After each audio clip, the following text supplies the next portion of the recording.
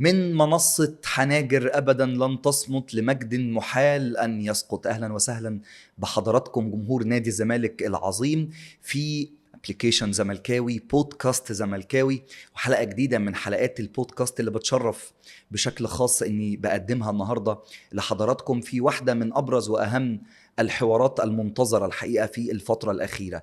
يمكن أنا بقالي بحكم شغلي تقريبا سنة مواظب على التواجد في النادي، لكن اول مره اتشرف ان انا اتواجد داخل متحف النادي. عايز اقول لحضراتكم يعني المكان يشرح القلب بصراحه. المكان في كل شيء، في كل تفصيله بتفكرك بسنين عشتها مع الزمالك ومواقف مريت بيها معاه، صعبه وحلوه وتراجيديا ودراما وعاطفه وحاجات كتير جدا الحقيقه لسه هنمر بيها مع الزمالك. وعلشان اللي لسه هنمر بيه مع الزمالك، فاحنا النهارده هيكون في ضيافتنا في بودكاست زملكاوي واحد من أبرز المسؤولين داخل مقر 100 عقبة وداخل القلعة البيضاء، يمتاز بالمواجهة سواء اختلفت أو اتفقت، إلا أنه دايما كان بيطلع يواجه ويتحدث ويتكلم في بعض الأوقات اللي بتكون أوقات صعبة على الجمهور أو على النادي. ملفات كتيرة الحقيقة جدا هنناقشها معاه، سواء فيما يتعلق بمستقبل أرض النادي في حدائق أكتوبر، المنحة التي جاءت إلينا عن حق وعن جهد وعن تعب وعن استحقاقية بأمر الله،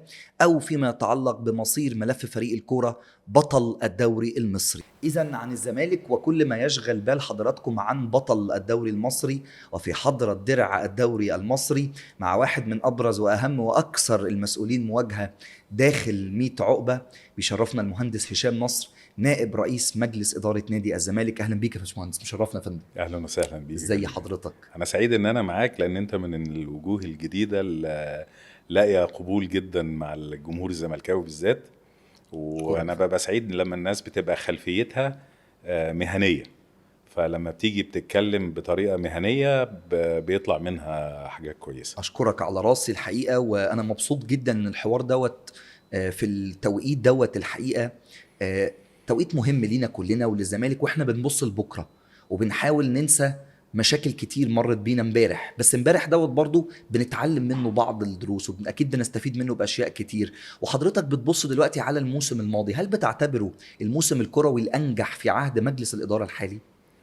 الاصعب. الأصعب. النتيجه اللي حصلت بيه كللت مجهودات كبيرة جدا من أصغر واحد لأكبر واحد، سواء في مجلس الإدارة، سواء في النادي، سواء في جهاز الكورة، سواء في الإعلام، سواء في أي مكان. أنا طول عمري بحب جدا العمل الجماعي، ما بنسبش الفوز أو النجاح لواحد، لأن لو أنا هشتغل لوحدي يبقى أنا مش محتاج الناس اللي حواليا كلها. لكن لما بتدي لكل واحد دور ومهمة معينة وبيأدي فيها بقدر الإمكان بنسبة كبيرة من النجاح، الكمال لله وحده طبعا.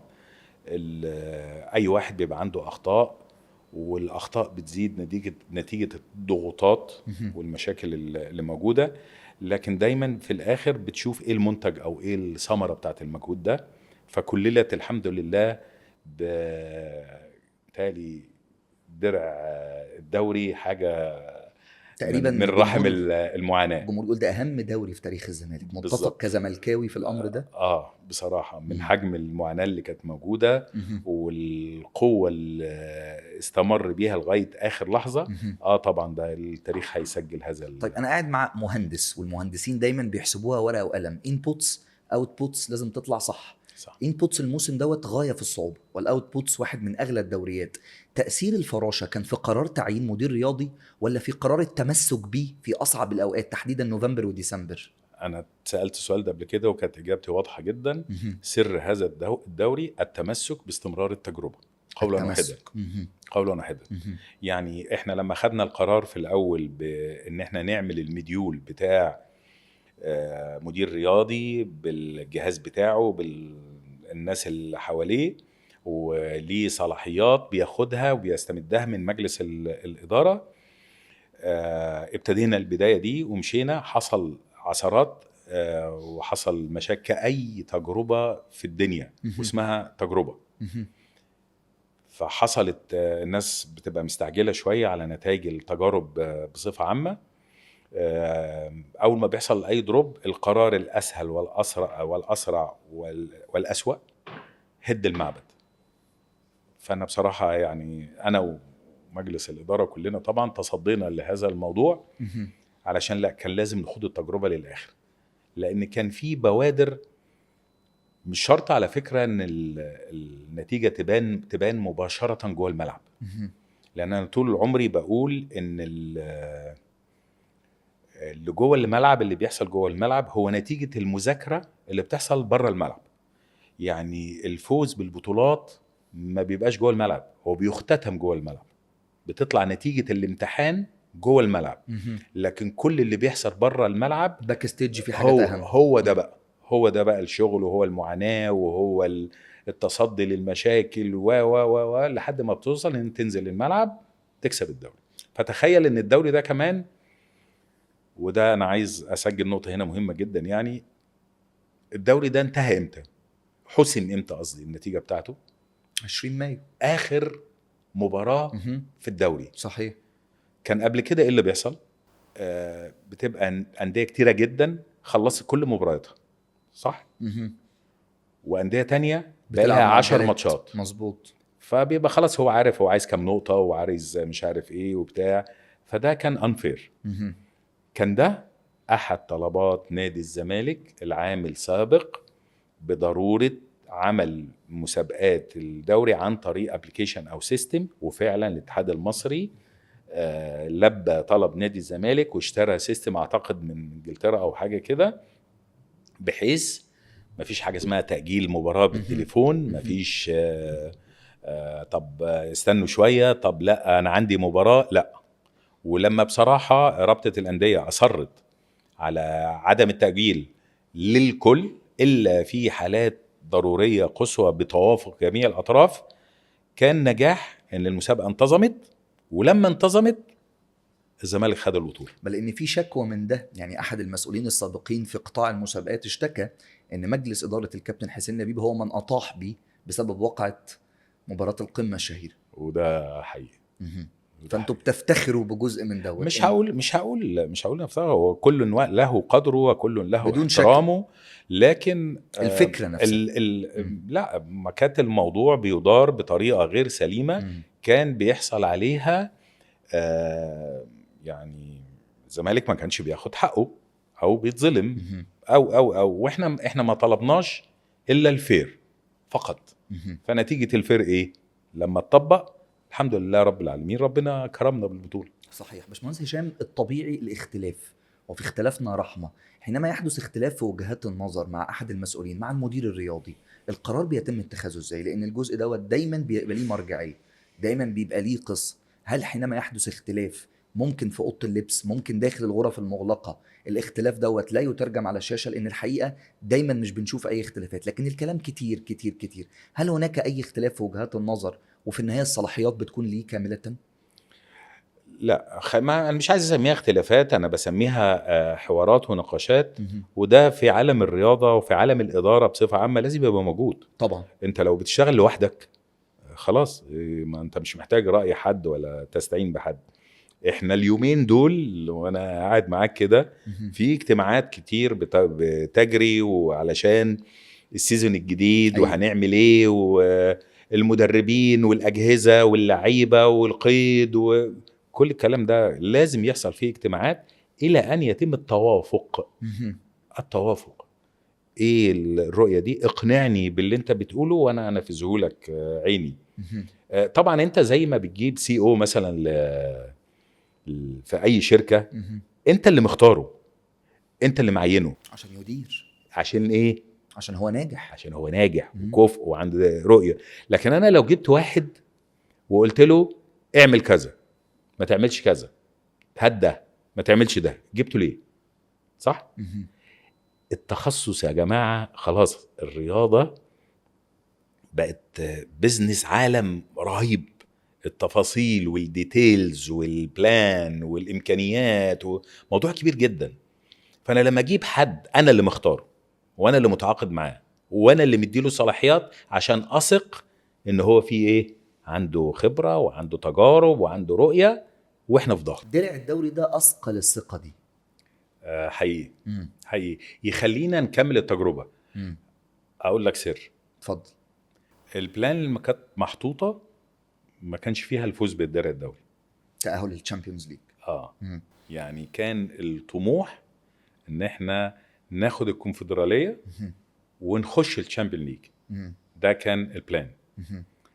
طبعا اللهم لك الحمد يعني انك تعمل الاتشيفمنت ده، اعتقد يبقى انت حققت اكبر من التارجت اللي انت حاطه. اي نعم كان نفسنا ناخد ال$4 مليون، لكن تخسر في البنالتي الثامن بضربة جزاء وانت كسبان وعامل الحمد لله. بالمناسبة الزملكاوي يوميها كان يقول لك انا مش مسؤول، انا عايز الدوري هو اهم لقب واغلى لقب وجاي بعد شقة قوي، وحضرتك زملكاوي لكن مسؤول في نفس الوقت. فانا عايز الاثنين. كنت عايز الاثنين طبعا. بس لو كنت خيرت كنت هتختار ايه؟ اللي حصل ولا لا كمسؤول انا عايز الفلوس؟ لا اللي حصل. ليه؟ ليه؟ انت بتفتح افاق كبيرة جدا للمسيرة بتاعتك. لو ما كنتش خدت الدوري مش هتخش الشامبيون ليج. صح هتفضل في اطار الايه؟ الكونفدراليه. مين اوسع؟ الافاق الاوسع اكيد الشامبيون ليج. في كاس عالم انديه، في هيشجع الناس تتلم حواليك اكتر، هيبقى عندك طموح اكبر، الضغوطات هتزيد اكتر لحد ما ان شاء الله يعني نوصل للي احنا عايزينه. بالمناسبة احنا بعد تقريبا 40 يوم من التتويج بالدوري، هل الزمالك احتفل بالدوري ترويجا واستثمارا وتسويقا كما يجب ان يكون؟ لا قولا واحدا لا. ليه؟ حجم الضغوطات اللي موجودة في النادي الزمالك والمشاكل دايما مخلياك في دوامة حل المشاكل. ما فيش الابتكار وانت في أريحية ان انت بقى ازاي تجود في الاحتفال وازاي تعمل. لا احنا على طول بعديها ب3-4 ايام ابتدينا نخش في الديلما بتاعت القيد وخلافه، القيد والحاجات دي. لسه، لكن ادينا بنحاول نعمل افكار. يعني دلوقتي خلاص الدرع ده هيلف في المحافظات. صحيح. يمكن فكرة جديدة الابليكيشن يعني ابتكروها، واهم من ابتكارها تنفيذها. ان انا ما بحبش الكلام بس انا راجل عملي. فحتى لما اجتمعوا معايا ورحنا خدنا استئذان من كل الجهات المسؤولة وادونا موافقة مشكورين، وخدنا قرار مجلس إدارة بهذا الكلام وفعلنا الموضوع ده. وأول زيارة أعتقد عندكم الويك إند تقريبا طنطا أعتقد كده، فهتبقى حاجة جديدة. أنا ممكن أسرد معاك حاجات كتيرة من المجلس ده، يعني اللي هو التفكير اللي بره الصندوق اللي ناس كتير بعد كده هتمشي عليها ان شاء الله. هنيجي لان هنيجي لموجة الانتقادات. لكن قبل موجة الانتقادات الحقيقة يحسب للزمالك انه دايما بيحاول يفكر بره الصندوق. من ايام حلمي زمورة لما اخترع شانزليزيه الشرق، السور اللي احنا دلوقتي قاعدين حواليه دوت، وان انا ازاي استثمر.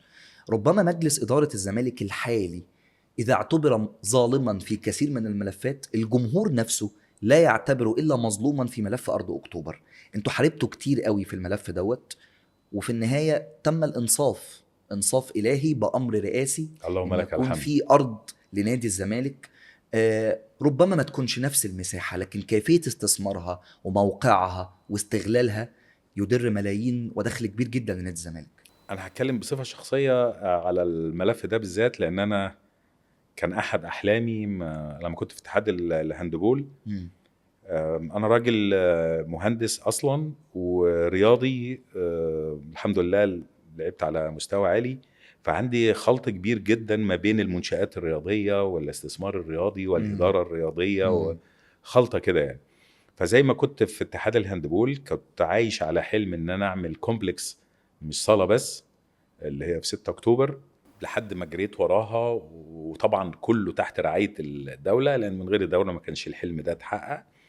بقى عندنا مكان اي فرق اوروبية بما فيها برشلونة لما جت، او من فرنسا لما جم لعبوا هنا، ويلاقوا كومبلكس كده في مكان لاوتيل و3 صالات داخلية وصالة 4500 متفرج وجيم وسبا وبنوك ومطاعم حاجة كانت اللهم لك الحمد، يعني كانت حاجة قوية جدا جدا يعني. وما كانش ده بس، كمان يعني أنا شاركت برضو في الصالة بتاعة العاصمة الإدارية الجديدة وصالة برج العرب. كم منشآت اتعمل بسبب كأس العالم بتاع الهاندبول ده، نما البنية التحتية للرياضه بصفه عامه والعاب الصالات بصفه خاصه وده كله بسبب كاس استثمار. العالم. وكل ده بيفتح بقى افاق استثمار صحيح. رياضيه جديده، وانك تجيب بطولات كتير. وانا كنت بعنيها. احنا صلحنا حوالي 10 ملاعب بجوار الصالات الجديده دي ساعه كاس العالم للانديه. دايما اي مهندس بيخش اي مكان بيبقى عنده الفكر الانشائي والتطوير الانشائي، ده حاجه مهمه جدا. انت لازم تسيب بصمه انشائيه في المكان. وقد كان يعني احنا في الفرع الحالي في 100 عقبه تم اضافات حاجات كتيره جدا جدا جدا، يمكن مش محطوط عليها سبوت للاسف، يعني ما اعرفش ايه السبب، لكن حصل اضافات كتيره موجوده في النادي. في حاجات تانية لسه ناقصه كتير طبعا نتيجه الضائقه الماليه، ورغم كده لكن اتعمل حاجات كتيره جدا جوه النادي. طيب الحلم كان الاكبر والاعظم هو فرع النادي الجديد الثاني، ان ده اول مجلس يحط قلم في الفرع ده. لان من الاستثمار الرياضي الرياضه المصريه ما زالت في مصر لا تحقق ارباح او مكسب. مظبوط. كرياضه مظبوط. هو مديول الانديه حتى وقتنا هذا هو عقاري وليس رياضي.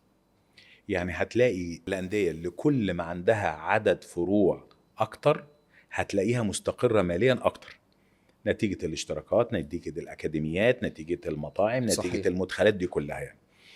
فانا ما كنتش متخيل ان انت نيجي نلاقي ان مازال نادي الزمالك كان عنده ارض بقاله مده طويله جدا جدا ومحدش عمل فيها حاجه يعني. وابتدينا وحطينا فكره، دي برضو من الحاجات اللي هي ستكون ان شاء الله نبراس لكل الانديه المصريه. وقد تم. احنا اول ما طلعنا بالفكره وحصل اللي حصل وكانت اكتر حاجه مضايقاني بصراحه يعني الاتهامات العنيفه والقاسيه الظالمه بدون اي معلومه او اي درايه، محدش معاه ولا معلومه ولا داتا عن ايه حقيقه الامر او الناس دي عملت ايه.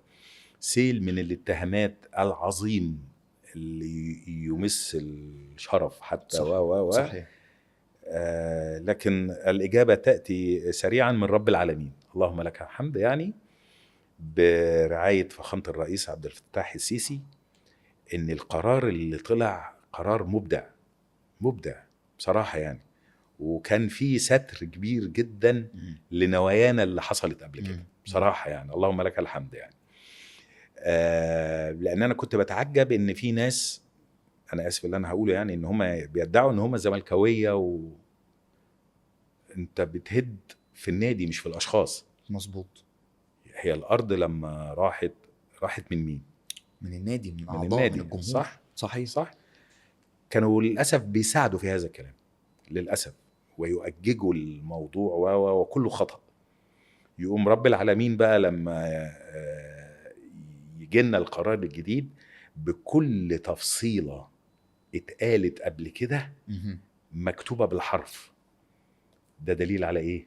على ان انتوا اشتغلتوا صح. الفكرة صح. الفكرة صح. ومن جوه قانون، ما ابتكرناش حاجة من بره قانون. وبطريقة لا تدير أحد ولا تضع أي عبء على الدولة، بل بالعكس. أنا بقول لك إن شاء الله ده هيكون نموذج سيكرر في أندية كتيرة جدا. وفي أندية تاني يوم راحت طلبت نفس اللي انت بقالك سنة بتتقطع فيه وبتتبهدل فيه، أنا عايز زيه. وأندية كتير هتعمل كده. وكأن الزمالك كان بيشتغل في قرية منعزلة، وده مش منطقي أبدا. لكن الحقيقة ده ما كانش. أنا كان نفسي إيه؟ كان نفسي إيه؟ وهضرب لك النموذج ده. اتفضل. كل الأندية المصرية عارفة إن نادي الزمالك عنده مشكلة. صح؟ ولا في حد ما يعرفش؟ مشكلة خانقة. زي ما حصل حاجة جميلة دلوقتي جدا وعجباني جدا في موضوع نادي الإسماعيلي. تلاقي الأستاذ محمد مصلحي رئيس نادي الاتحاد بيتبرع لنادي الإسماعيلي. صح ولا لا؟ حصل ولا لا؟ حصل. ورؤساء أندية كتيرة جدا ولاعبين في أندية كتيرة جدا بيساهموا ولو شيء بسيط، حتى لو حاجة معنوية. يمكن الارقام مش كبيره وكل حاجه، لكن الناس بتدي رساله ايه ده، عايزين نقف جنب الاسماعيلي، يلا بينا كلنا نقف نادي الزمالك. انت شايف مع ان النادي قصه الإسماعيلي. التضامن دي ما حصلتش مع زمان خالص. اه ده العكس تماما، ده العكس تماما. انا كنت متخيل بقى ان كل الانديه هتتكلم عشان لا الزمالك ده حاجه مهمه وتقف معاك وتعمل لك سبورت وتعمل علشان نخرج من من بس زي الازمه اللي دي. فيه اللي تشفى واللي كان بيترقب او بيتحفز، هو مش من الجمهور بالمناسبه، لان الجمهور لا انا ما واحد. بتكلمش على الجماهير. طبعا انا باكد على كلام حضرتك ان انا الجمهور، بتكلم على الانديه الاخرى. ربما الجمهور عذر ودعم ووقف ايوه لا وطالب لا وناشد. بالعكس لو الجمهور لما انا طلعت شرحت بالمستندات اعتقد فهم. دي حلقه الاستاذ عمرو اديب. بالظبط اعتقد كانت حلقه فارقه تبين ان المجلس ده كان بريء من كل الاتهامات. هو الحقيقه قام بدور كبير جدا في تسخير برنامجه ومنصته، بشكره جدا بدون شك. بشكره جدا. وعلشان الشكر دوت، لو بعد ربنا سبحانه وتعالى في هذا الملف تشكر اشخاص معينين، تشكر مين؟ لا مش هقدر شخص واحد بصراحه، يعني هو كان راس الحربه في الموضوع الاخراني ده هو الاستاذ محمد مجاهد، رئيس لجنه الشباب والرياضه في البرلمان. هو كان راس الحربة، بس في معاه ناس في الوزارات، كابتن جوهر والمهندسة رندا وطبعا كابتن حسين ومجلس الإدارة، الدكتور وليد عباس في هيئة المجتمعات، وناس كتير بصراحة ساهموا، لأن الناس دي كانت حاسة إن نادي الزمالك حاجة مهمة يعني بدون شك. برجع لنقطة، أنا لما بتحصل مواقف زي دي لازم الأندية حتى لو معنويا، حتى لو بكلمة، حتى لو يقفوا جنب نادي عايزينه يقف على رجله. كنت أتمنى إن ده يحصل يعني، بس هم سابونا وحيدا لحد ما خلصنا، ودلوقتي عايزين وإحنا كمان نحذو نفس الحزو. زي ما ملف تعيين المدير الرياضي والتمسك بيه كان ليه تأثير الفراشة على الدوري اللي ورانا دلوقتي ده، أيضا ملف أرض أكتوبر كان ليه تأثير الفراشة على عدد من القضايا المتتالية والمتعاقبة على نادي الزمالك، اللي كانت عكس ما كان بيطالب وبيروج ليه هذا المجلس تحديدا من تغيير للصورة الذهنية. ودي واحدة من أكبر الانتقادات الموجهة لحضراتكم. مجلس إدارة الزمالك يسعى دائما إلى تغيير الصورة الذهنية، وإحنا عندنا 18 قضية، عندنا 17 قضية. المجلس قبل كده فك القيد، لكن ربما كان أغلبها من الإرث الماضي. لكن دلوقتي ولحد دلوقتي في قضايا من الإرث الماضي، لحد دلوقتي في، وأكثرها ثمنا. إنما الانتقادات إن في قضايا جديدة. هل القصة دي كلها مرتبطة بأرض أكتوبر يا فندم؟ قولا واحدا ليه؟ تاني، لما جبنا المدير الرياضي والتجربة اللي احنا يعني تمسكنا بيها وبننفذها، الناس دي لما بتيجي بتشتغل بحاجة اسمها موازنة. يعني يمكن الكلام ده ما كانش موجود قبل كده، يعني بيحدد ايه المصروفات بتاعة السنة القادمة واللي بعديها واللي بعديها، والمدخلات اللي جايه لك قد ايه وهتدفع ازاي. بتعمل كاش فلو بقى كده عشان تبقى عارف انت ماشي ازاي. وبناء على الكلام ده احنا عارفين ان احنا بنوفر مصادر التمويل. هذه التجربة كان احد المصادر الرئيسية هو ارض اكتوبر، بناء على الفكرة بتاعة المشروع الاستثماري كنا بناخد جزء من الفلوس دي تتصرف على كرة القدم والفرع الرئيسي. تخيل بقى من المصدر الرئيسي كان للموضوع ده يتوقف، اكيد هيحصل لك مشاكل، صح؟ طيب ليه القضايا كترت؟ في اخطاء فيها في بعضها، في اخطاء فيها كان المفروض تعالج بطريقه افضل، لكن انت ما تتوقعش ان انت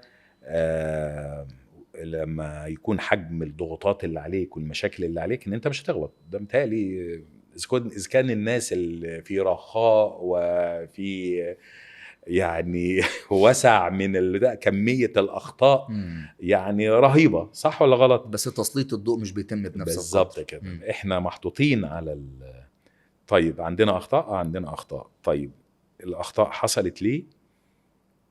لأن الدوري لمع والكونفدرالية لمعت، كل شوية بتقرب منك وانت ما معكش فلوس وعايز تكسب البطولة وبعدين تحل أي حاجة تاني.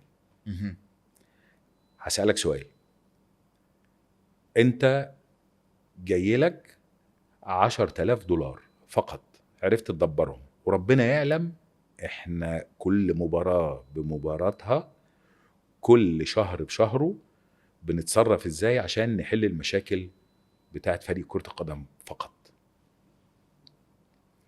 جالك $10,000 واللعيبة اللي جوه الملعب اللي الدوري بينور قدامها اهو وبيقرب منه محتاجين $10,000 دول، او عندك قضية $10,000 لازم تدفعها عشان الموضوع ما يتفاقمش. انت هتحط الفلوس فين؟ فكان الاختيار ما بين المر والأمر. ايوه. الاهم بالنسبة لك ايه؟ اللي جوه البيت. اللي جوه البيت، اللي هيجيب الدوري، اللي هيفرح الناس، اللي هيدخلك تشامبيون ليج، اللي يبقى تاخد القرار ازاي؟ اكيد ان انت هتدي دول عشان تحقق اللي تحققه وبعدين تحل المشاكل. هل احنا قلنا مش هنحل المشاكل؟ امال احنا شغالين في ايه دلوقتي ولا بنعمل ايه؟ مشاكل كتير، مشاكل كتير، لان حجم المشكله كانت قاتله. هو ليه انا بقول لك دوري اعجازي؟ دايما لما تيجي تقيم اي حاجه، ايه المعطيات والادوات اللي معاك وحققت بيها ايه؟ التقييم الصحيح. طبعا انا عارف ان في ناس انا ماليش دعوه، انا عايز البطوله، انا عايز الكوره جوه الشبكه، هتجيب مين، هيجيبها ازاي، هتديله ايه، ماليش دعوه، انا عايز البطوله، يا اما انت ما بتفهمش. وكتير كده، لهم التحيه ولهم التقدير، وهنبذل اقصى جهد عشان نحقق اللي انت عايزه. في بقى مجموعه تانية تقيم الموضوع، الناس دي حققت ايه في ظل ايه ووصلت لايه. ده ساعتها يقول لك انا دايما بضرب مثل بالموضوع ده. لما كنت في اتحاد كرة اليد كنت كل سنة بعمل تقييم للمدربين وبدي احسن مدرب واحسن لاعب واحسن واحسن. كان تقييمي للمدربين اديت احسن مدرب في العام ده لمدرب كابتن طارق محروس من النادي الاهلي، كان بيدرب ساعتها الجيش، لم يحصل على اي بطولة، لكن اديته احسن مدرب في السيزون. ليه؟ امكانياته ايه، المخرجات بتاعته ايه، عمل ايه مع الفرق الكبيرة، فانت احسن مدرب. ده للناس بتاعت الادارة الرياضية لكن جماهيريا انت ما حققتش البطولة فانت فاشل. ماشي، هنحاول في اللي جاي يعني. بس جماهيريا هنا الجمهور بيبص للي جاي. الجمهور خايف من تأثير اللي فات على بكرة عندنا دوري أبطال إفريقيا، أكيد هيبقى فيه تأثير، أكيد هيبقى فيه تأثير، أكيد فيه تأثير. بس الجمهور محتاج أفضل استعداد ممكن لدوري أبطال إفريقيا، وده اللي احنا هنعمله الأكبر، وده اللي هنعمله حتى رغم إيقاف القيد التأديبي اللي سائد حتى الآن. دايما لما تفكر في حل مشكلة تحط العكس.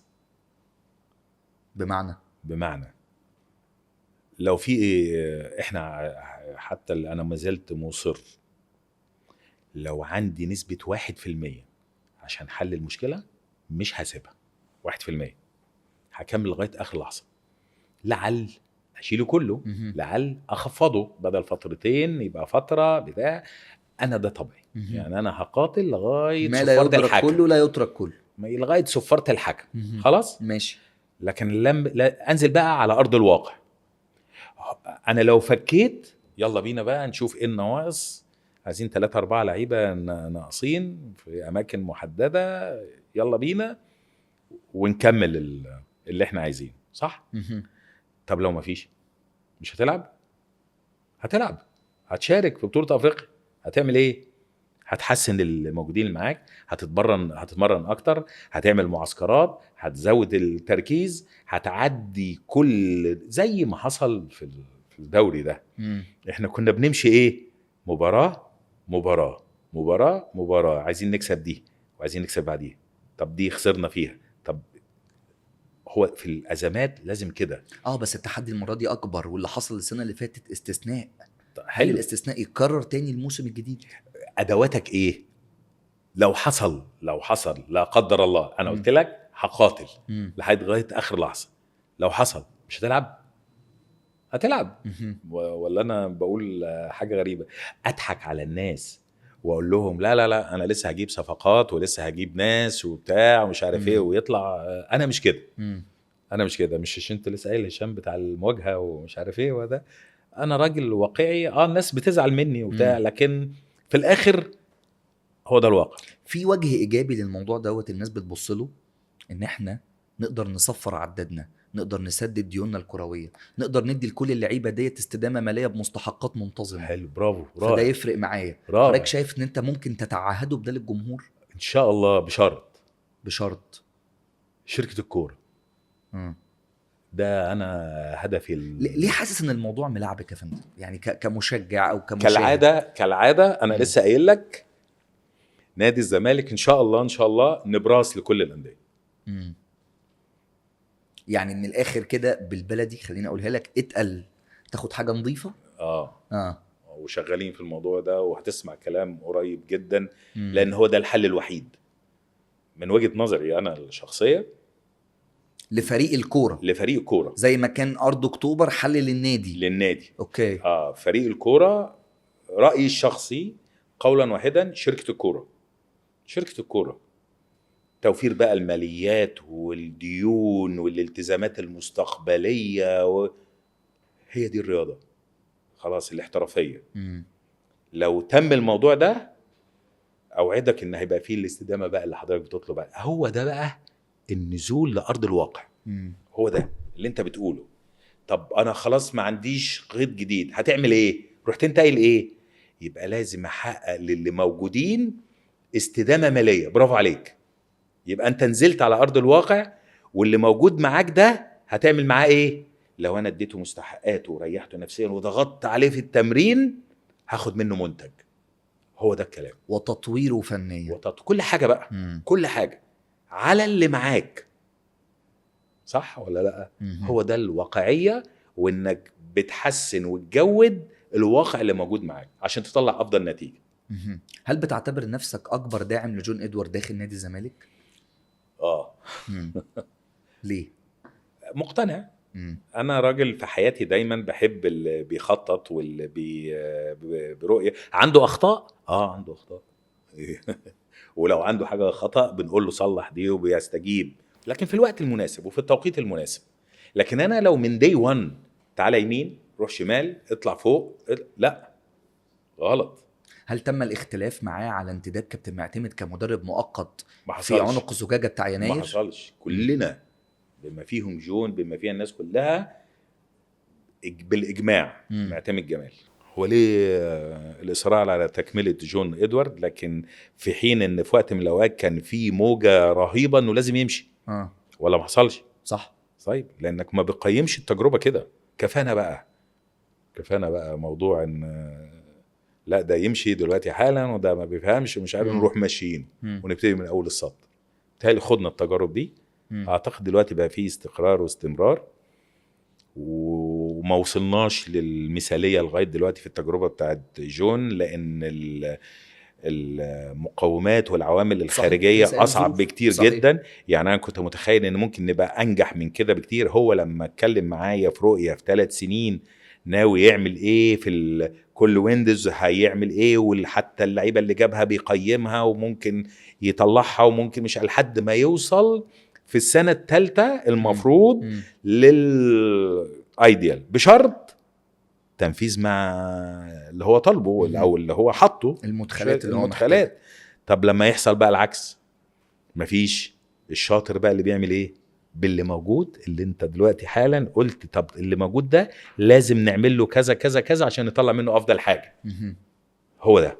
ليه الزمالك دايما متهم انه بيظلم ابنائه، انه مش بيقدر ابنائه، انه مش بيديهم الايمج والقيمه الكامله؟ الاتهام ده صحيح ولا لا؟ مش عارف اجابه السؤال ده. يعني ممكن الكلمه اللي انت بتقولها دي محتاجه ان يتحط عليها النظر.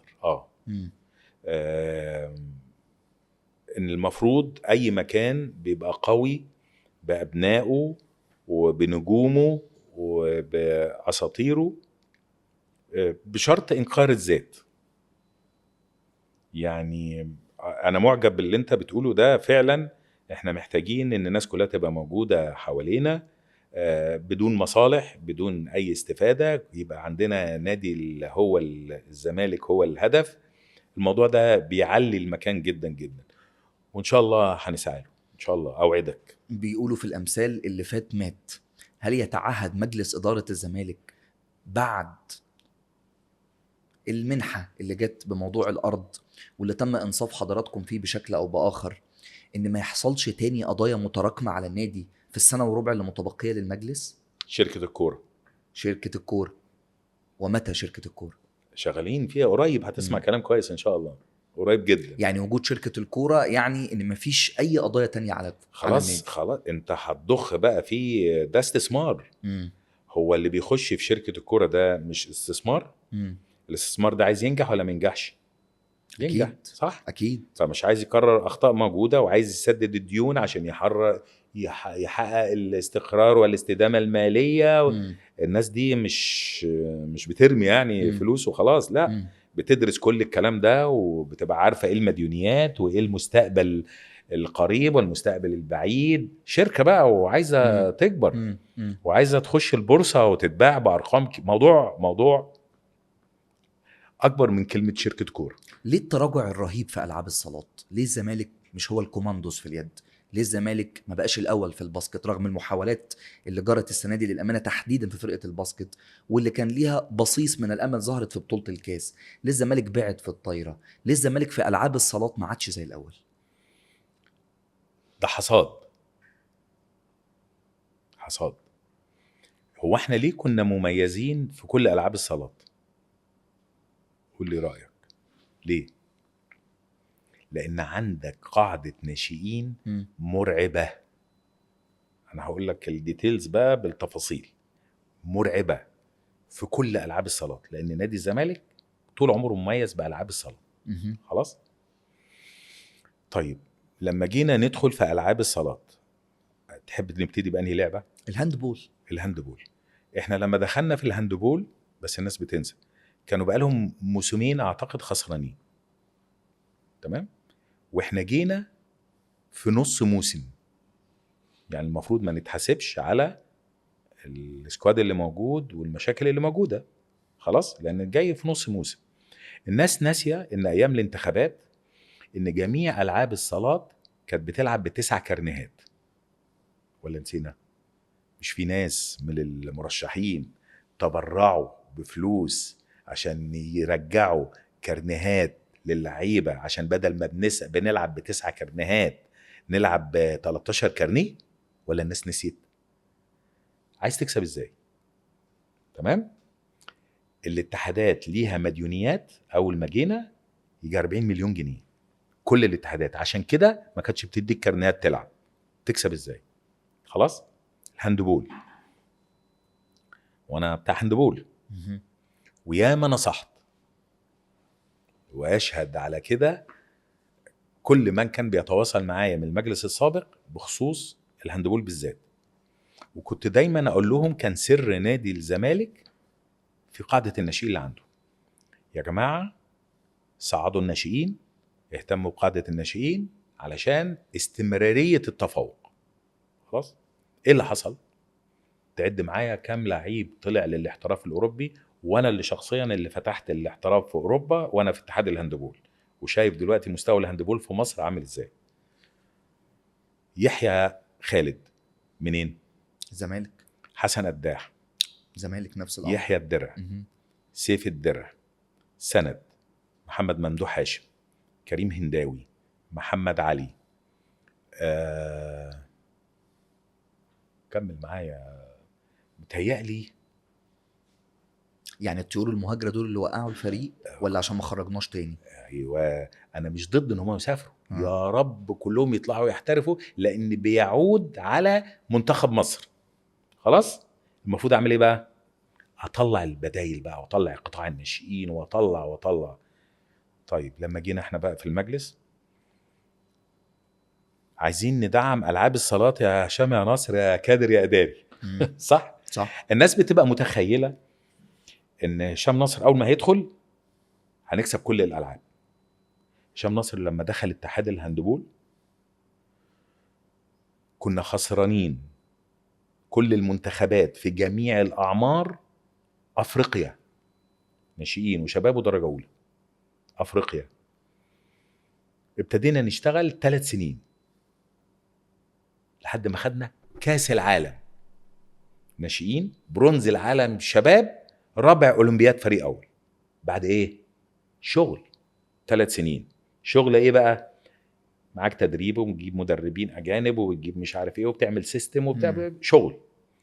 طب تعالى بقى في نادي الزمالك، عايز اشتري صفقات ادعم بيها الفريق الاول، مفيش فلوس والاسعار نار وكرة القدم اولى. طب لازم تكسب. طب ما يا جماعة يبقى لازم تصرف عشان تكسب. والانديه الاخرى في الفتره اللي انت ما بتطلعش فيها ناشئين هو لم كل اللعيبه عنده في النادي بتاعه وقفل عليها. حقه. طب عايزين نشتري لعيبه من النادي، للاسف الشديد ما كانش فيه اللعيب السوبر ستار اللي احنا نروح ندفع فيه ارقام كبيره جدا علشان نجيبه، مش هو ده طب يلا بقى يا هشام مالكش دعوه بالكلام ده، نطلع من قاعده الناشئين. افاجئك في الهاندبول تفصيل، لقيت عندنا قاعده ناشئين رهيبه، 35 فريق ناشئين في نادي الزمالك لكرة اليد، مختلف الأعمار. في مختلف الأعمار. كل فريق في ألف وب وجيم ودال. تمام؟ بيتمرنوا فين حضرتك؟ في ملعب ونص. فريق في نص ملعب وفريق تاني في نص ملعب وفريق بيسخن بره. يعني ما يعرفوش يعني ايه فاست بريك اصلا، ما يعرفوش يجروا، ما يعرفوش يعملها. كانت النتائج بتاعتهم ايه؟ 35 فريق زيرو الا من رحم ربي. مره كده فرقه خطفت ميداليه ولا حاجه، وارجع اللي انا بقوله لك ده راجعوا كده في النشاط الرياضي، شوف نتائج المسابقات. ده انا قلت 35 فريق دول هتبقى عندي لعيبه بتطير. انت كل ما القاعده تكبر لكن صح، نسبه الناجحين على الاقل هيبقوا افضل. السنه دي عندنا كام فريق؟ 16. قارن نتائج دلوقتي في ناشئين نادي الزمالك بالناشئين اللي قبل كده. السنه اللي فاتت احنا مشتريين 14 ناشئ في كرة اليد. معناها ايه؟ دي حاجه حلوه لنادي الزمالك؟ ده دليل ان ايه؟ ان عندك فقر في الموارد البشريه. تقوم تبتدي ايه حضرتك؟ هتفضل تتشتم ويتقال عليك فاشل ويتقال عليك انت ما بتعرفش وانت سبب الخراب و لكن انت عارف انت بتعمل ايه، انت رايح فين. انا ببني من تحت. البنى ده حصده امتى يا فندم؟ هنبتدي نحصد ان شاء الله. خلي بالك اللي بيعطل، انا قلت الكلمه دي قبل كده برضو، اللي بيعطل البنى شويه الامكانيات الماليه، الاستدامه الماليه.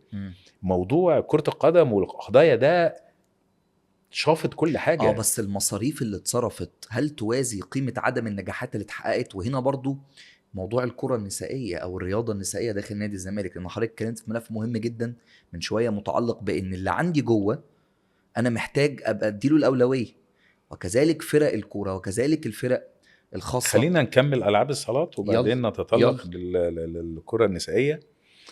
فأنا خدت يعني عهدة على نفسي، يعني إن أنا أبني في كل الألعاب. ما عنديش بديل. لازم أهتم بقاعدة الناشئين علشان أطلع أولاد من عندي، لأن الأسعار غالية جدا بره، وأنا آسف كمان في سداد مستحقات اللاعبين ما بتبقاش على أكمل وجه، ففي عزوف شوية. فالموضوع كلفني أنا شخصيا كمان كتير جدا عشان المصداقية قدام اللعيبة وقدام الأندية الأخرى وبتاع، عشان أنا عايز أبني. ففعلا فجينا في كرة اليد بالذات. أول حاجة من جبنا الشخص، يعني عملنا ملعب جديد للهاندبول، فأصبح إن فترات التدريب أفضل مع تقليل عدد الفرق، واهتمنا شويه بالمواصفات بتاعه الناشئين وبالكواليتي، فالنتائج اتحسنت. وارجو كل كلمه بقولها ان انتم ممكن تراجعوها. يعني الكلام ده طبقته تقريبا في كل الالعاب. يمكن كان قدامنا مثال واضح جدا في الباسكت بول، صح؟ اول ما خرجنا بره الموازنه، وربنا يعلم ازاي دفعنا الفلوس ديت، ربنا يعلم يعني، وابتدينا نجيب كواليتي اعلى وسكواد عالي على ضمان اشخاصنا. يعني ان اللعيبه دي بتيجي وليها مستحقات وليها مواعيد وعقودها دوليه والكلام ده كله. كسبنا كاس مصر حققت نتيجه فوريه اول ما ايه لما دفعت. ضخت شويه. انت عندك مشكله في الامكانيات، فلازم الموضوع بياخد وقت شويه. فريق كرة اليد دلوقتي في نادي الزمالك متوسط اعماره قد ايه؟ اعتقد نزل جدا جدا جدا. اصبح عندك ايه دلوقتي؟ وانا بقول لك اهو، ان شاء الله هنوقع مع لاعب احسن وينج ليفت في العالم، وخلصنا احسن وينج رايد في العالم. كل دول شباب. عبد الرحمن ده من بورسعيد، خلاص اشتريناه بقى موجود. احسن باك رايد في العالم يوسف عمرو. كل دول مواليد ما بين 2004 و2006 و2008. اللي انا بقول لك عليه ده اخر واحد ده مطلوب في برشلونة. يبقى انت بتلم شباب سنها صغير وبتجمع السكواد المطلوب بقيم ماليه قليله. بقيم مالية. هو يمكن في واحد منهم لانه كان يعني سوبر، يعني حاجة. والباقيين قدرنا ندفع فلوسهم الحمد لله. اصل هي دي المعضله يا فندم. هنصرف هنلاقي، مش هصرف يبقى هو مش قيمة مشكلة. حلو قوي، برافو عليك، لان الجزء ده مهم. برافو عليك. الموازنة محطوطة لألعاب الصالات كام؟ لا مش ألعاب الصالات، 19 لعبة اللي في نادي الزمالك، جميع الالعاب. ومحدش يقول لي هو ليه انتوا بتلعبوا في 19 لعبة. كل الألعاب بتصرف حوالي 10-15%، ما عدا الأربع فرق الأساسية، ولاد 3 والبنات الفولي. دول الأربعة اللي بيصرفوا 90% من الموازنة. فاهم النقطة دي؟ يعني هي مش بالكم ده اللي حضرتك عايز تقول. ان ما حدش يقول انتوا ليه عاملين 19. لان انا كنت متخيل كده لما درسنا المصروفات والكلام ده كله. ال 19 لعبه دي مش دول اللي عاملين ارهاق، مش هم دول الارهاق. لا، هم من ال 19 في 4 بيصرفوا 90% من الموازنه. تمام. موازنتك كام بقى لكل الالعاب دي؟ حوالي 320 مليون جنيه في السنه، ما بين عقود وما بين الربين وما بين مباريات وما بين اتحادات وما بين انتقالات. وكل النادي المنافس موازنته كام للكلام ده؟ قول رقم. كام ضعف؟ 630 640. يعني نتكلم في الضعفين تقريبا. الضعف. وما زلت شوف انت الفرق قد ايه، وبتخسر في اخر 30 ثانيه، وبتخسر في اخر كوره، وبتخسر اللي هي بقى الايه، اللعيبه اللي بتعمل الفرق في الاخر. خلاص. طب انت رغم ده انت قريب جدا. اول ما الولاد دي تستوي والايام بينا هنفتكر الكلام ده ان شاء الله. هو ده البنى للاسف الشديد. المشكله ان انت في نادي جماهيري. كل اللي انا عمال اقوله ده دلوقتي بقى له نص ساعه ولا ليه لازمه. لا بس الصبر لا عندنا موجود عكس غيرنا شويه. ما حدش لا بس المهم ان احنا نلاقي بشاره. يعني فريق الباسكت ادانا السنه دي بشاره عشان صرفت اكتر. وجبت يعني لعيبه محترمه جدا ومدرب محترم جدا و فحققت النتيجه. كابتن وائل بدر موجود الموسم الجديد. وائل ماضي معانا 2 سنين المفروض، يعني ان شاء الله. يعني متطمعين ان شاء الله في الدوري. نادي الزمالك ينافس في اي بطوله يخشها، حتى لو معاه ربع لعيبه لغايه اخر. الاسم كبير جدا جدا فوق ما تتخيل. اللي جاي بكره بتخططوا له ازاي؟ شايفين ان ما هو ده تخطيط اللي انا عمال اقول لك عليه. بس السنه وربع اللي فاضله دي يا فندم، لان لا خلاف ان هذا المجلس جاء بطموحات عاليه جدا جدا جدا، ثم اصطدمنا بارض الواقع ثم حصلت عدد من الانتقادات. بالمناسبه انتوا بتزعلوا من الانتقادات ديت ولا اطلاقا تتلقوها بصدر رحب؟ اطلاقا. اللي بص، من تعرض للعمل العام فقد تعرض بنصف عرضه. انت متخيل؟ حلو التعبير. يعني انت ليل ونهار، رغم ربنا يعلم الواحد مضحي قد ايه بشغله وحياته وبيته. يعني انا شبه بقيت متفرغ للنادي، لان حجم المشاكل كبير جدا، الجنبات اللي فيها الصعوبات كتير جدا، فلازم حد يتصدى ليها. فادينا بص انا واخد عهد على نفسي، وده انا بعمله في حياتي في اي مكان بروحه. يعني هشتغل لغايه اخر لحظه، لغايه اخر لحظه. تمام. هو انت ما كلمتنيش ليه على الموضوع بتاع امبارح بتاع الاي ار بي سيستم؟ موضوع الرقمنه. هو ايه اللي يخلي هشام نصر يبص على الرقمنه ويبص على الموضوع ده؟ لان انا مصدوم والله العظيم. كلنا مصدومين ان احنا كل السنين اللي فاتت دي كنا شغالين ازاي. امال فين النادي العالمي؟ برشلونه بيغيروا مننا، مش عارف ايه ده.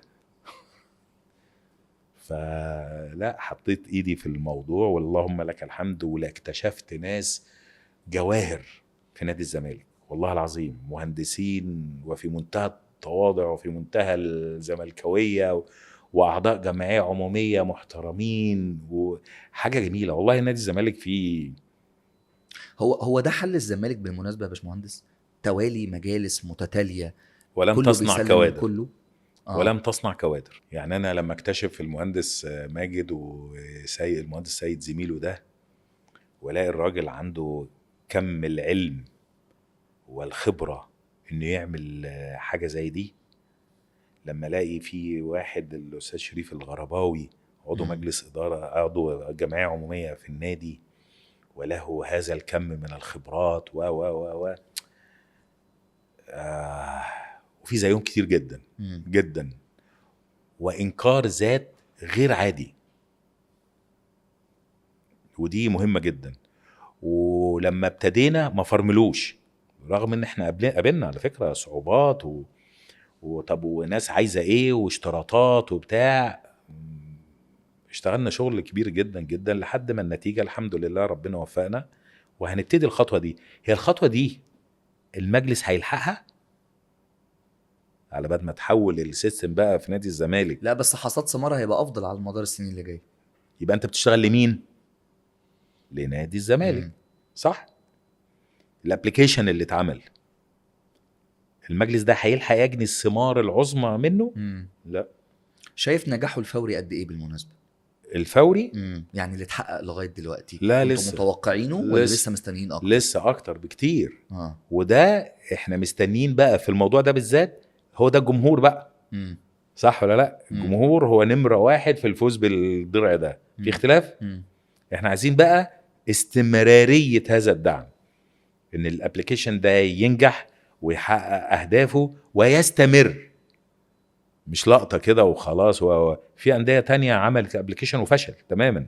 احنا لا، احنا متهيألي الزخم اللي معمول والافكار اللي عمالة تطلع من الابليكيشن حاجة ولا اروع، ولسه الناس القائمين عليه في منتهى الاحترافية، وكل شوية بيزودوا فيه فاسيلتيز وحاجات كتيرة هتفيد الجمهور فوق ما تتخيل. وقريب هتشوف الكلام ده، لان هم ليل نهار شغالين.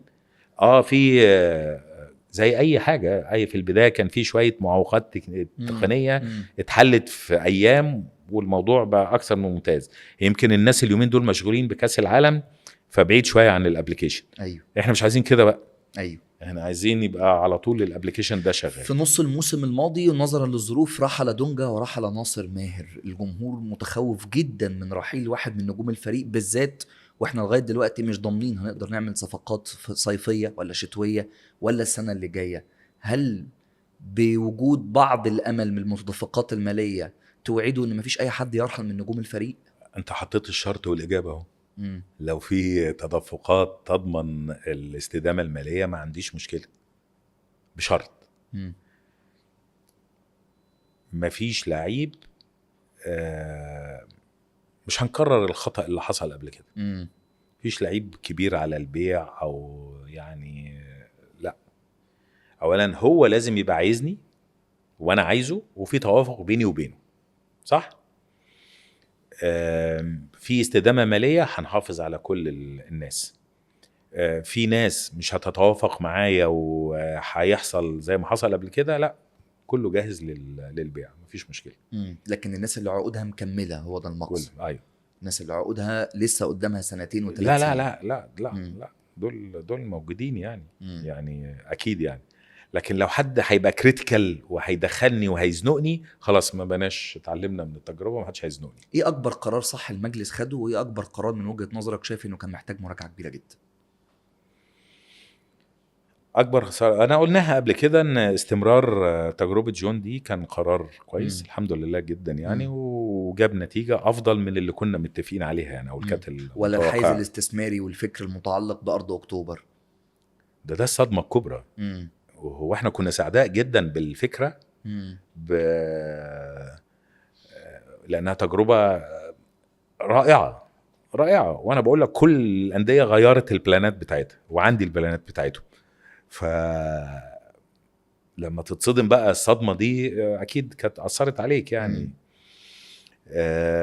ف ورغم كده ان شاء الله هنلحق ان شاء الله يعني. وهيبقى في مفاجآت تانية قريب، بس نبتدي بس ان شاء الله في الفرع ده وربنا يسهل ان شاء الله. ان شاء الله. الفصل الاول كان صعب في عهد المجلس، لكن الفصل الثالث ده كان الاصعب، واحنا داخلين على الفصل الرابع وفصل النهاية في مدة المجلس الحالي. بأي شيء تحب ان تذكركم جمهور الزمالك او جماهير الزمالك؟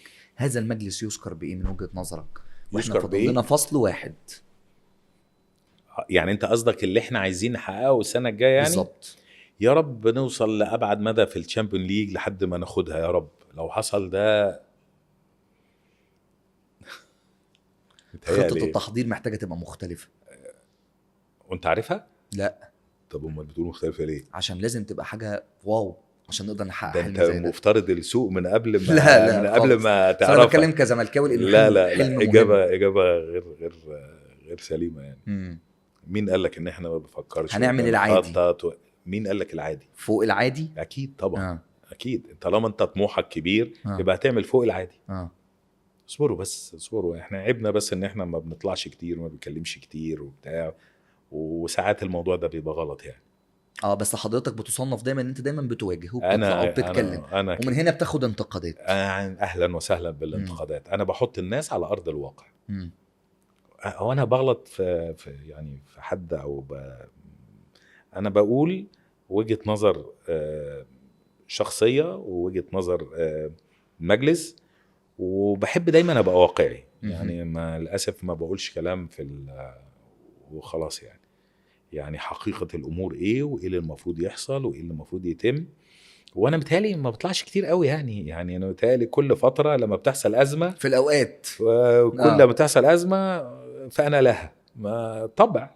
تابعت انتقاد الجمهور لتصريح حضرتك بان احنا خدنا دوري وخدنا كونفدراليه وخدنا كاس، فده كويس قوي. الناس قالت ازاي يا باشمهندس كويس، احنا محتاجين اكتر، الزمالك قيمه كبيره. شايف ان حضرتك ده عادي، ولا من وجهه نظرك ده واقعي يا جماعه احنا في ظروف صعبه جدا؟ لسه محلل لك ايه بقى. الناس نوعين. ماليش دعوه، انا عايز كل البطولات وعايز ابقى حد احسن حد في الدنيا. ازاي؟ ماليش دعوه. وفي ناس تانية، ايه ده انت حققت الدوري السنه دي بالظروف اللي انت فيها دي، برافو عليك. رئيس السيسي انا عجباني جدا المقوله دي، قلتها كذا مره. السياره الفيات كانت رمسيس ولا فيات؟ لا كان فيات. كان فيات. فيات تقريبا. وانت راكب مرسيدس وانا سبقتك، قول لي برافو بقى، قول لي برافو. لكن لا، ده انت كنت المفروض تكسب مش نظري، كلام نظري. لكن الحقيقة الواقع ايه؟ انت ظروفك كذا وامكانياتك كذا وعملت كذا وكسبت، برافو عليك، شابو. بس فانا عشان كده بقول اعتقد في ظل الظروف طبعا طموحنا كان نحقق افضل من كده بكتير واحسن من كده بكتير، والصورة الذهنية تبقى افضل، وكل الكلام ده صحيح بنسبة 100%. لكن لما تيجي تقيم ايه بقى الحقيقة المرة اللي لما دخلنا جوه، يعني احنا كنا عاملين فيها عارفين كل حاجه وفاهمين كل حاجه وبتاع، وكانت ارقام مرعبه اللي احنا عارفينها. لما تخش جوه وتلاقي الارقام دي بدون مبالغه 3 اضعاف 3 اضعاف. ورغم كده انت بتحقق بطولات، بتحقق انجازات، وبتكسب انديه كبيره، وبتكسب حاجات جميله جدا. طب انا كان نفسي احقق اكتر من كده، بس حققت. يبقى يعني الحمد لله، وعايزين اكتر، ونوعدكم ان احنا هنبذل مجهود اكتر ان شاء الله. في مثل شعبي كده يقول سلمني نضيف اسلمك نضيف. يا سلام، صح كده؟ صح كده، صح كده. احنا انت عنينا استلمت بقى نضيف. ما هي دي نقطه بقى. أيوة. انت هتسلم اللي جاي ايه؟ لان دي النقطه المهمه. شركه الكوره وان شاء الله نقلل نص نضيف. نقلل نص نضيف. يعني بمعنى ايه؟ يعني ديون الكوره انت هتخلصها. أيوة. في شركه الكوره. ايوه، يعني انا هنقذ الكوره. سمع التعبير؟ هنقذ كرة القدم بشركة الكورة. ده رأيي أنا شخصيا من رؤيتي لإدارة هذا الموضوع. شركة الكورة طوق النجاح بالظبط، طوق النجاح للكورة. طب بقية النادي لما هيحصل الفصل بتاع شركة الكورة هيبتدي النادي يفوق لباقي الألعاب وللقطاعات الخدمية. ما تنساش بقى ان بقية النادي ليه عليه مديونيات. فهتبتدي بقى تحل المشاكل. هيكون المجلس بقى خلص فتسلم نص نضيف. صحيح. اللي انت بتقول ده مهم جدا. شايف هتلاقي كلامي ايه يعني بس هو ده البلان والرؤية اللي انا نفسي انفذها. بس بالمناسبة هو احنا عندنا جزء مهم متعلق هنا يا فندم بفكرة ان انت لما تسلم اللي جاي بشكل افضل ده هيفرق على المدى البعيد طبعا، لان احنا عنينا. موافق. يا رب نلحق نسلم. نسبة الانشاءات في ارض اكتوبر تفتكر تخلص قد ايه خلال 13 او 14 شهر؟ نلحق ننجز. الجزء الاستثماري هيكون اعتقد اتبنى نصه. واول حاجة هنجري فيها الملاعب، لان عندنا حاجات كانت اتوردت وموجودة فهتبقى جاهزة للتركيب. اعتقد في ظرف ممكن سنة ان شاء الله نكون فتحنا المرحلة الاولى ان شاء الله. وده طبعا يدير تدفقات مالية وللي جاي. بلاش والنبي الكلمة دي عشان الناس بتاخدها ان احنا في يوم وليلة هنبقى زي ما اتقال، وللأسف اتقطعنا. هنبقى أغنى نادي في الشرق الأوسط. هو ده أثر علينا بالسلب بالمناسبة؟ طبعا مجرد كلام أو تصريحات أو أحاديث. طبعا بالراحة كده، لأن ده موضوع فيه إنشاءات وفيه تسويق وفيه شغل. يا جماعة بنى. حضرتك بتبني العمارة في قد إيه؟ ما بنتهاش قبل كده بصراحة. ما بحبش لا بالمنطق انت بتبقى شايفها يعني قدامك على الاقل بتاخد وقت. اكيد طبعا. وعلى حسب اساساتها ايه وعمقها ايه ومواصفاتها ايه فوقت فهو ده بالراحه. هو الاهم ان الامل رجع يا باشمهندس جدا. احنا كنا محبطين جدا على مدار سنه وخايفين من المستقبل. انا لا ما فكرتش في الاستقاله قبل كده بعد ارض اكتوبر ولا مره اطلاقا.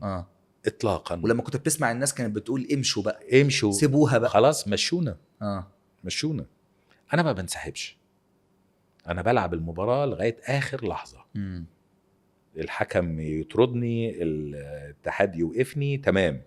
لكن انا طول ما انا جوه الملعب بلعب وهجيب اجوان، والحمد لله جبت. مجلس الادارة اخطأ في بعض الامور اكيد. ايه ابرزها من وجهة نظرك؟ ودي شجاعة اعتراف.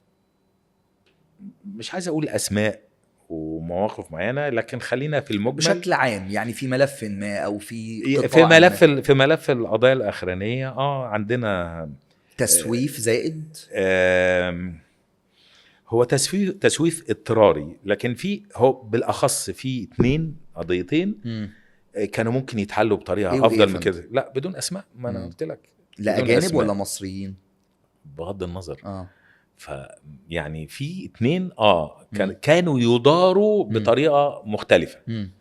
لكن الباقيين كلهم اضطرارا للأسف. ما أنا شرحت لك المثل.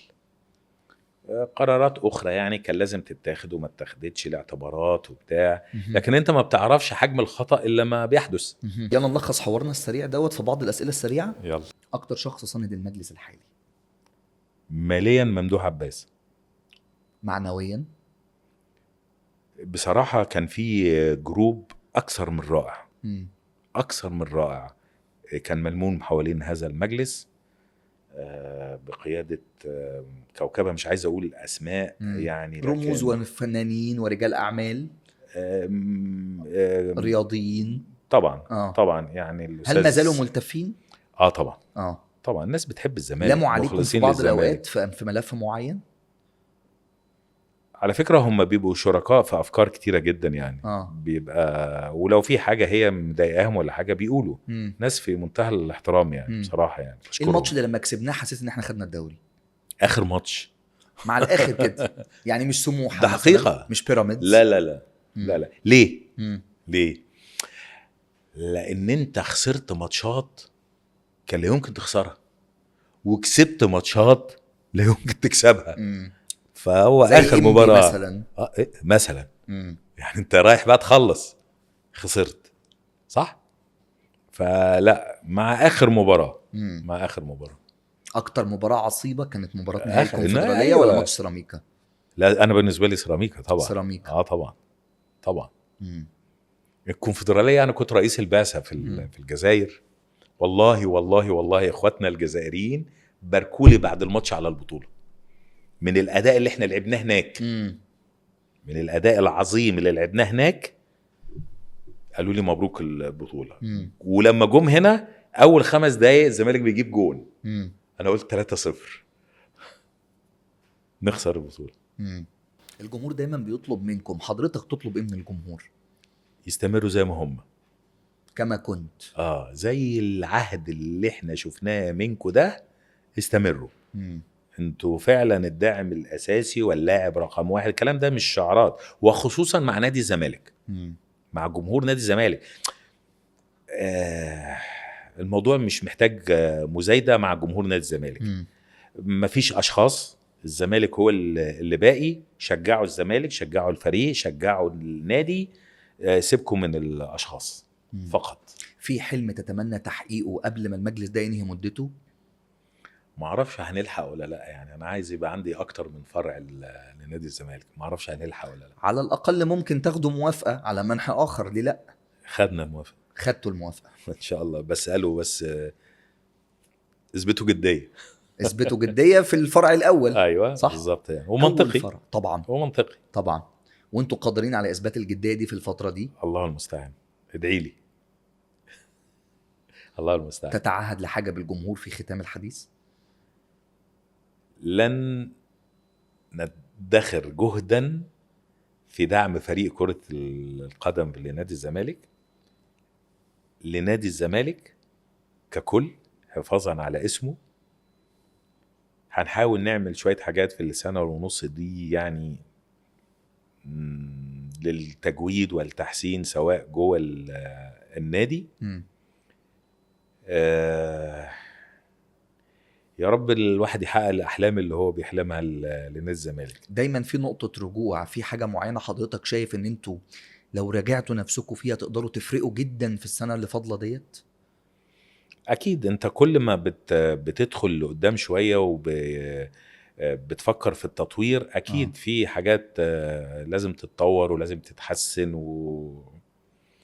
هو المكان اللي احنا قاعدين فيه ده كان موجود. ما هو ده فكرة برضو وسيستمر النادي الزمالك.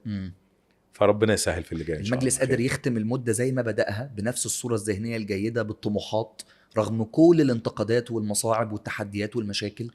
هنبذل أقصى جهد علشان نصالح الناس، واللي زعلان نراضيه، ونعمل افضل حاجه لنادي الزمالك ان شاء الله. يا باشمهندس شكرا جدا لسعه صدر حضرتك. كتر خيرك. وسامحني لاي انتقادات او اي شيء او اي راي. لا سعيد بيك، انت شاطر ولابق. جزيلا لحضرتك ولسعه صدرك وكل التوفيق ليكم. احنا كلنا في النهايه غرضنا مصلحه الزمالك، واظن انتم فرستم جيدا الاشخاص اللي غرضهم مصلحه الزمالك او اللي غرضهم مصالح شخصيه، واعتقد ان الجمهور في مجمله غرضه مصلحه الزمالك. واضح جدا يعني. فرزنا ناس كتير جدا، تحملوا اي انتقادات سواء جوه سواء بره. فرزنا ناس كتير جدا. كانت مرحله فرز وسنه فرز طبعا. مهمه. طبعا بالتوفيق طبعا. ليكم في اللي جاي ان شاء شكرا. الله. شكرا جزيلا شكرا. باشمهندس هشام نصر. شكرا. ده كان حوارنا مع المهندس هشام نصر في بودكاست زملكاوي. شكرا جزيلا لتحمل حضراتكم لينا وسعة صدركم، وانتظرونا دائما وابدا في حوارات حصريه على ابلكيشن زملكاوي.